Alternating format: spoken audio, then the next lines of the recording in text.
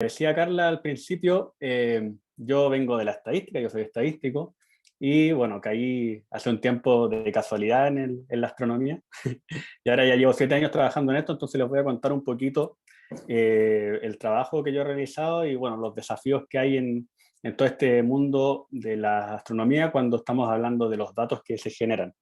Eh, bueno, yo tengo, además de pertenecer al centro, también estoy afiliado al Instituto Milenio de Astrofísica y al ERCE. Y les voy a ir contando también qué vamos haciendo en cada uno de estos grupos. Bueno, ahora estamos, como dijo Sebastián al comienzo, estamos cada vez teniendo más datos eh, disponibles para el análisis. Estamos ya en una gran revolución donde hemos pasado de tener sondeo astronómico, estudios astronómicos muy enfocados en una área de cielo, como por ejemplo fue Hipparcos en el 89, que es un satélite que duró 4 años tomando imágenes, y después esto fue evolucionando.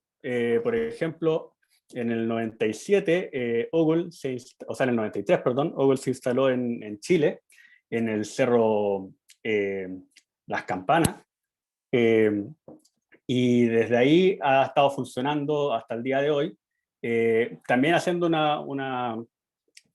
tomando observaciones en un campo focalizado del cielo, que está compuesto por el bulbo galáctico y por las estrellas de Magallanes, por las nubes de Magallanes, perdón.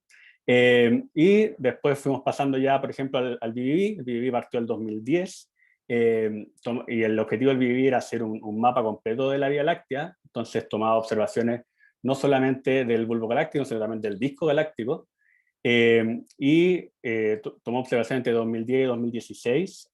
También está ubicado en Chile, está en el Cerro Paranal, en Antofagasta, en la región de Antofagasta.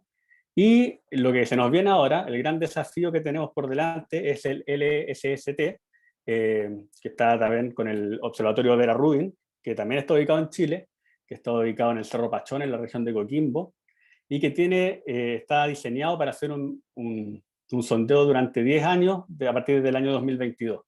Y además la gracia que tiene el SST es que va a ir generando alertas a tiempo real. O sea, todos los días se va a generar una cantidad de información que va a ser mucha información, mayor a cualquiera de los surveys astronómicos que lo preceden. Entonces, estamos ahora en la época donde estamos preparándonos para el LSST, estamos todos preparándonos, los astrónomos en Chile y también en distintas partes del mundo nos estamos preparando para la gran cantidad de datos que se nos vienen.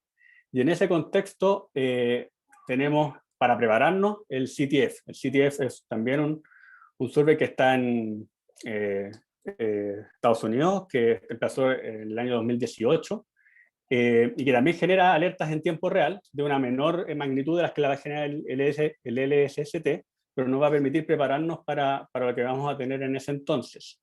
Y en ese contexto ya habemos, o hay 4 brokers que están trabajando con los datos del CTF, con las alertas reales que genera el CTF, y que están analizando sus datos, compilando las alertas, generando clasificación de objetos astronómicos, por ejemplo, y bueno, permitiendo hacer todo tipo de análisis. Aquí están los 4 más importantes, hay más en realidad, estos son los 4 más importantes. Antares, que nace en Arizona, en Estados Unidos, la SER, que es del Reino Unido, que es el broker del Reino Unido para el LSST. Está el MARS, que viene del Observatorio de las Cumbres en California, y finalmente ALERCE, que es la iniciativa que se generó en Chile para hacer todo este análisis de los datos que ven en el LSST. Entonces, en este momento, en la actualidad, ALERCE está procesando los datos del CTF, generando, o sea, analizando las alertas que se generan todos los días, y a partir de esas alertas, haciendo clasificación, detectando, por ejemplo, supernovas, que es donde se ha especializado el trabajo de ALERCE. Y bueno, hay un equipo interdisciplinario que está compuesto de gente de muchas universidades, de la Universidad de Chile, la Universidad Católica, la Universidad Adolfo Ibáñez, la Universidad de Concepción, de Valparaíso, etc. Es un equipo bien grande que está trabajando en esta iniciativa.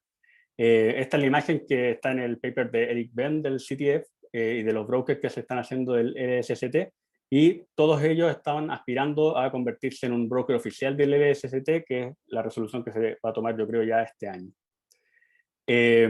Particularmente, el CTF actualmente produce más o menos 4 terabytes de información por noche. Se espera que el LSST va a producir 20 terabytes de información por noche. Y durante los 10 años va a producir una cantidad de información sin precedentes, que se mide en petabytes. No me acuerdo exactamente el número de petabytes que va a producir el LSST. Y la información que se genera va a ser de muchos tipos, y particularmente vamos a tener información de varios tipos de objetos astronómicos. Yo en particular, bueno, como ya les dije, yo soy más estadístico, así que me voy a meter más a los datos, más que hablar de las cosas de astronomía, pero lo que vamos a tener es que vamos a tener información de muchos objetos astronómicos que están en esta taxonomía que está disponible en la página del ERCE, donde tenemos objetos de tipo transiente, como son las supernovas, por ejemplo, objetos de tipo estocástico, como son las galaxias, los quasares, los blazars, los AGN. Tenemos objetos variables, estrellas variables, periódicas, o de tipo binario. Dentro de las periódicas de las que pulsan, tenemos cefeidas, RR Lyras, etc. Un montón de grupos, y además dentro de estas clases hay muchos subgrupos de estrellas también. Hay varios tipos de cefeidas, hay varios tipos de RR Lyras. Entonces hay muchos desafíos que tienen que ver con clasificar este tipo de objetos, y de manera de poder generar algoritmos de clasificación, por ejemplo, que nos permitan descubrir nuevos tipos de estos objetos, o descubrir objetos que ni siquiera están dentro de esta taxonomía. Esos son los desafíos que hay en el área de clasificación, y insisto, con mucha cantidad de información que se va a generar por noche. Entonces, ¿cómo se generan los datos? Aquí es donde entramos nosotros. Tenemos objetos astronómicos que van emitiendo distintas intensidades de brillo, y esas magnitudes de brillo se van recopilando en el tiempo. Si ustedes se fijan, el objeto que tengo acá va brillando más o menos, o sea, siendo más opaco, y después va brillando más, y esa información se va recabando, por ejemplo, en el tiempo. Entonces, aquí abajo, nosotros tenemos la magnitud del brillo de este objeto astronómico, y que va registrándose, y que se va registrando, por ejemplo, de manera periódica. O sea, en este caso particular, uno puede ir viendo que este comportamiento de brillo se demora cierto tiempo en brillar, se demora cierto tiempo en oscurecer, y las estrellas se pueden caracterizar por eso, o los objetos astronómicos se pueden caracterizar por eso. Cada uno tiene un comportamiento bien particular de cómo se va haciendo más brillante y cómo se va oscureciendo. Y tenemos que imaginar que esto es el historial de solo un objeto astronómico, y que tenemos millones de objetos que tenemos que analizar, donde muchos de ellos no son necesariamente objetos variables.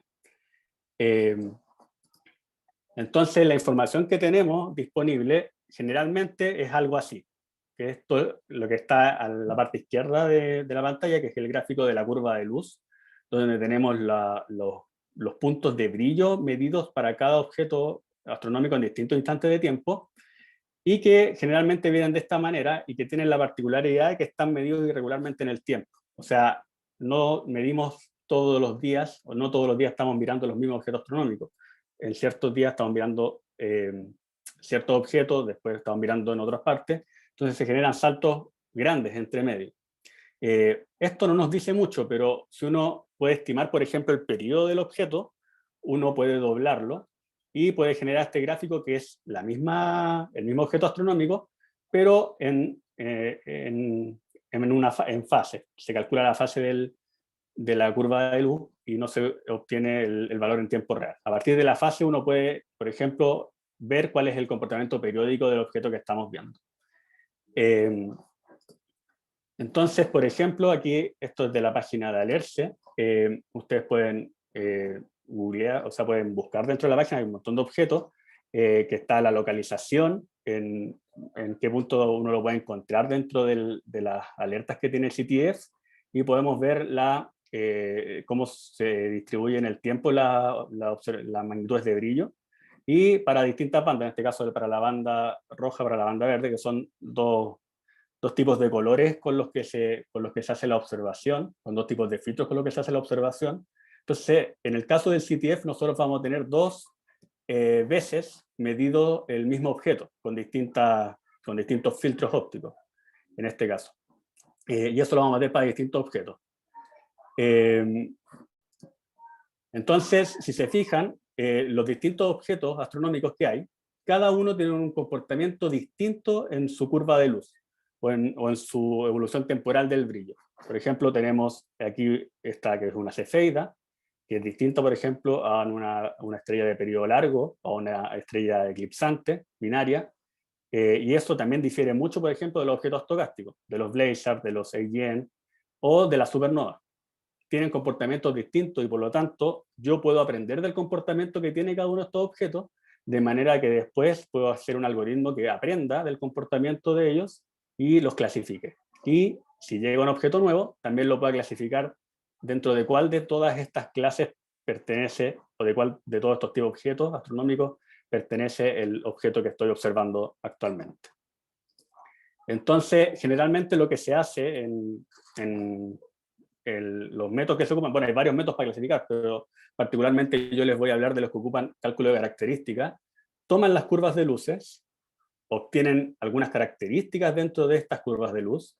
Si se fijan, tenemos aquí 3 objetos distintos de curva de luz. A partir de ellos yo puedo saber cuál es el periodo, por ejemplo, cuál es su autocorrelación o su dependencia temporal. Puedo ajustar un modelo armónico, por ejemplo, y extraer los parámetros de ese modelo para clasificar esos objetos. Puedo sacar su varianza, puedo sacar cuál es la pendiente, cuánto se demora en brillar, cuánto se demora en oscurecerse, cuál es la diferencia que existe entre los colores o entre los filtros con los que se mide cada objeto. Entonces puedo sacar un montón de características. Y a partir de esas características yo las puedo incluir en un algoritmo de clasificación de los que existen en la literatura de Machine Learning, por ejemplo, algoritmos de Ensemble, Random Forest, Boosting, redes neuronales, Supervector Machine, un montón de clasificadores que nos van a permitir, a partir del cálculo de características, saber después, si es que llega a otro tipo de estos objetos, por ejemplo, saber si es del tipo de RR Lyra, del tipo Cefeida o de qué tipo de objeto astronómico pertenece. Entonces, hay harto trabajo en este sentido. Yo insisto, estoy hablando de un enfoque que es el enfoque de cálculo de características o cálculo de features, como se llama, pero hay otros enfoques donde no se calculan los features, por ejemplo, y uno inmediatamente a partir de la curva puede saber cuál es la clase a la que pertenece. Hay distintos enfoques. Particularmente el trabajo en el que yo me he especializado tiene que ver con la estimación de la autocorrelación de las curvas de luz, y particularmente, como les dije, esto puede servir para caracterizar las curvas de luz. O sea, a partir de los objetos uno puede distinguirlos a partir de la dependencia que tienen en el tiempo y del grado de dependencia que tienen en el tiempo. Y esto es un desafío más metodológico porque en estadística no existen métodos para estimar la correlación de objetos que se miden en el tiempo en tiempo irregular. Entonces nosotros nos hemos dedicado a proponer métodos que hagan eso, que hagan ese trabajo, y hemos publicado algunos artículos donde hemos puesto algunos modelos. El primero se llama modelo IAR, el segundo modelo CIAR, y por ejemplo hemos detectado que estos métodos que hemos propuesto son muy útiles para separar, por ejemplo, las estrellas que son multiperiódicas o que tienen más de un periodo. O sea, tenemos dentro de la RR Lyra, hay una clase que son estrellas que tienen doble periodo, que son las RR Lyra de doble periodo, y también en las cefeidas hay una subclase que tiene que ver también con objetos multiperiódicos. Entonces, los modelos que nosotros propusimos y cómo fue la principal aplicación que nosotros vimos de estos métodos nos servían para clasificar o para caracterizar objetos que tenían más de un periodo. Por ejemplo, después de que nosotros publicamos esos artículos, se implementó este clasificador de curvas de luz, que es de Alerce, que es el primer clasificador que se hace en el CTF, con los datos que procesa el broker de Alerce, que es la iniciativa chilena que les comenté al inicio de la presentación. Y en ese clasificador resultó que uno de los modelos que nosotros propusimos separaba muy bien los objetos estocásticos de los objetos periódicos y de las supernovas. De hecho, aquí en el gráfico de la izquierda se puede ver que la característica que nosotros generamos tiene valores muy altos para los objetos estocásticos y valores muy chicos para los objetos periódicos. Entonces resultó ser muy útil. Y bueno, el feature que yo le estoy hablando, la característica que yo le estoy hablando, con otras que se han ocupado en la literatura, generado este clasificador, que es el que estaba publicado ahora en la Astronomical Journal, donde hay un clasificador que entiendo yo es el primero que combina objetos como supernova con objetos como galaxias y con objetos como estrellas variables, todo en el mismo clasificador. Y este fue un trabajo que lideró Paula Sánchez, que pertenece a la iniciativa LERCE, y que, como les digo, es un trabajo que está recientemente publicado en la Astronomical Journal y que tiene bastante buena performance de clasificación, en términos de que los objetos que uno conoce están bien caracterizados a partir de las características que uno ocupa para hacer esa clasificación. Y el último trabajo, el que estoy dedicándome más ahora, tiene que ver con la modelación bivariada de los objetos astronómicos. Y en ese sentido, si ustedes se acuerdan, cuando yo les mostré las curvas del CTF, teníamos dos curvas de luz, una por cada filtro óptico que se ocupaba para observar el objeto. Entonces, a partir de los parámetros de este modelo bivariado que estamos trabajando, hemos detectado que algunos de los parámetros, por ejemplo, nos sirven para separar las estrellas de periodo largo, estrellas variables de periodo largo, con el resto de los objetos periódicos, por ejemplo, y que además otro de los parámetros nos fueron muy útiles para separar los quasars, para separar estrellas eclipsantes binarias del resto de los objetos. Y además estamos viendo que el modelo bivariado nos sirve mucho para hacer forecast, que en el fondo es predecir los valores futuros que va a tener el objeto astronómico que estamos observando. Que ese es un desafío súper interesante, porque uno de los grandes problemas que hay cuando uno analiza la evolución en el tiempo de las magnitudes de brillo es que no siempre tenemos los datos necesarios como para hacer la clasificación, particularmente con estos sistemas de alerta donde se van generando alertas y la curva o la serie se va agrandando en el tiempo. Bueno, eso es más o menos lo que yo les quería contar. Muchas gracias a todos por escuchar. Muchas gracias, Felipe, por esta tremenda presentación. Con esto, bueno, vamos a concluir lo que han sido las exposiciones durante estas